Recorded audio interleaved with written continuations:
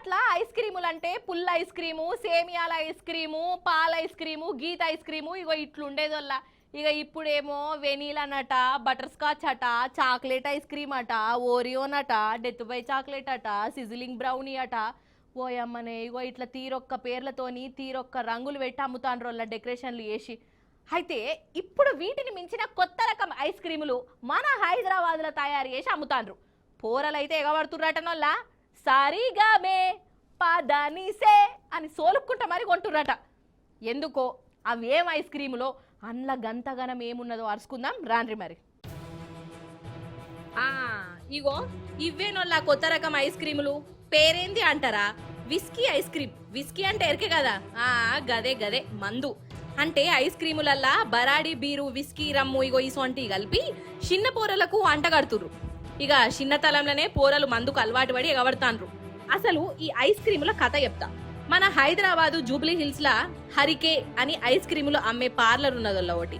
ఇక తీరొక్క ఐస్ క్రీములు దొరుకుతాయి అని అనుకుంటా అడవిడేజులు చేసుకున్నారు.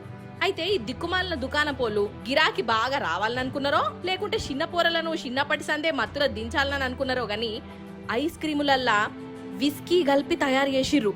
వాళ్ళేం మనుషులబ్బా గట్ల చేసేదెందుకు? అది కూడా ఒక్క ఐస్ క్రీముల 60 ml విస్కీ కలుపుడట. ఇక ఏమీ తెలియని పిల్లలు ఈ ఐస్ క్రీములను తిని వీటికే అలవాటు పడ్డారు. రోజొచ్చి ఎగబడుకుంటా మరీ కొనుకపోవుడు. అయితే ఆప్కారోళ్ళు ఈ ఐస్ క్రీమ్ దుకాణంలో చెక్కింగులు చేస్తే ఈ విస్కీ కథ బయట పడ్డది. ఇక వీళ్ళని ఏం చేయాలోల్లా? అసలు నాకే గనక దొరికితే పొట్టు పొట్టు కొడతానోల్లా. ఏమనుకున్నా మంచిదే. అరే లేకుంటే ఏందిది, చిన్న పోరల జీవితాలతోని ఆడుకునుడేంది, ఐస్ క్రీములు తినేందుకు వచ్చిన వాళ్ళను మత్తుల దించుడేంది?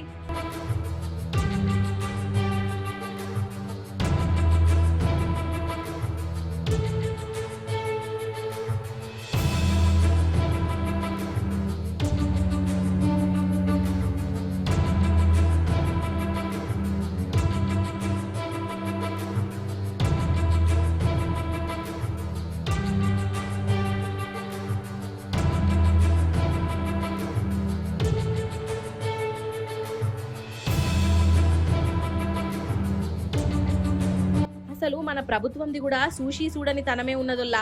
గరీబోళ్ళ కొంపలు గూల్చుట్లా సూయించే శ్రద్ధ ఈ కల్తీ మీద చూయిస్తే ఏమైతుంది కావచ్చు. వీళ్ళిట్లా రెచ్చిపోవునా? పాపం ఎంతమంది పోరల నాగం పట్టించిర్రో ఈ కంత్రి బ్యాచ్. పెద్దసార్లు అన్నం పున్నం తెలవని పిల్లలను ఆగం పట్టిస్తున్న ఆ బ్యాచ్ని మాత్రం అస్సలు ఇడిచిపెట్టొద్దు సార్లు.